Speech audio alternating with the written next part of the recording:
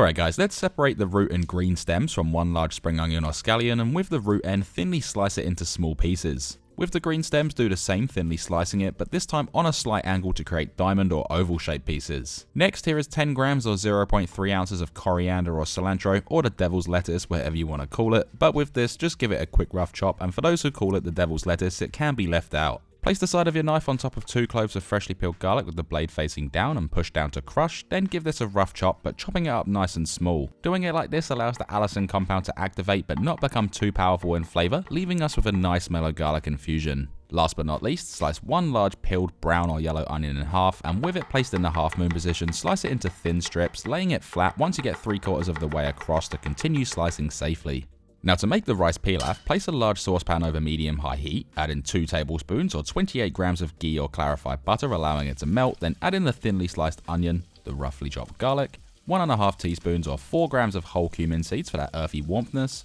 1 teaspoon or 3.5 grams of whole caraway seeds for a nutty, bittersweet and pepper flavour, 1/4 teaspoon or 0.2 grams of ground turmeric for colour and a musky pepper flavour, and of course sea salt flakes to taste. Give this a mix through with a wooden spoon or silicone spatula, incorporating those spices into the onions and garlic, and saute this for 3 minutes, moving it around regularly just until we start to see a bit of browning on the onion. Add in 1 cup or 200 grams of washed basmati rice, mixing it through, and toast for 45 seconds, which will create a nice nutty flavour on the rice, increasing the flavour of the whole dish, and we do want to keep this moving as rice sticks and burns quite easily. Next, introduce 2 cups or 500 milliliters of chicken stock, which is a 2:1 ratio with the rice, also adding in 3 dried bay leaves for a piney infusion. Mix this through to allow those flavours to become friends, removing any stuck rice from the side of the saucepan, and bring this to a boil. Then once boiling, place on a lid or aluminium foil if you don't have a lid, reduce the heat to low and let this cook undisturbed for 12 minutes, and once that's done, let it sit off the heat with the lid still on for 6 minutes to finish cooking.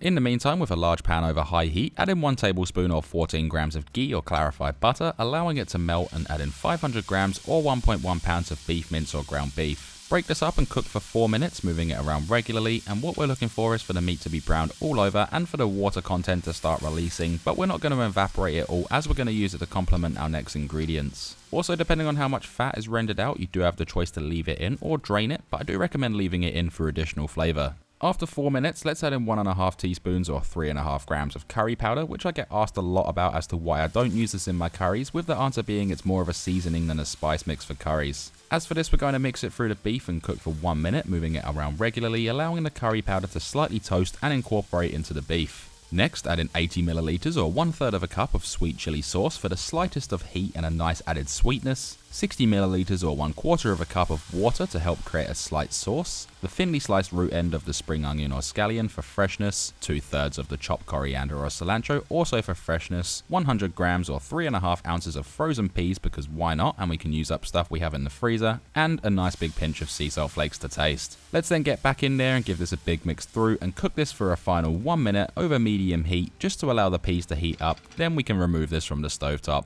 Going back to the pilaf, carefully remove the lid, remove and discard the bay leaves, and add in 50 grams or 1.7 ounces of dried currants or raisins to add a little sweetness and texture, 2/3 of the green stem, spring onion or scallion for colour and freshness, and the remaining chopped coriander or cilantro. We can now grab a fork or spatula and fluff up the rice, ensuring all of those ingredients are well combined, and this all can be added straight into the beef mix if you wish to do so, then remove it from the stovetop. To serve this up, you can do it however you'd like, placing it into a bowl, plate, or alongside a curry, which I recommend not making the beef part to this recipe if you go for that choice. Then I like to create a nice big mound of that rice pilaf, placing the beef over the top, but like I said earlier, you can mix the beef and rice together before serving it up. Garnish this with the remaining spring onion or scallion root end, also adding over some more coriander or cilantro, leaving us with this extremely delicious, easy and cheap rice pilaf with that incredible full of flavour spiced beef. The only thing that's then left to do is make all of this worthwhile, and that is we can then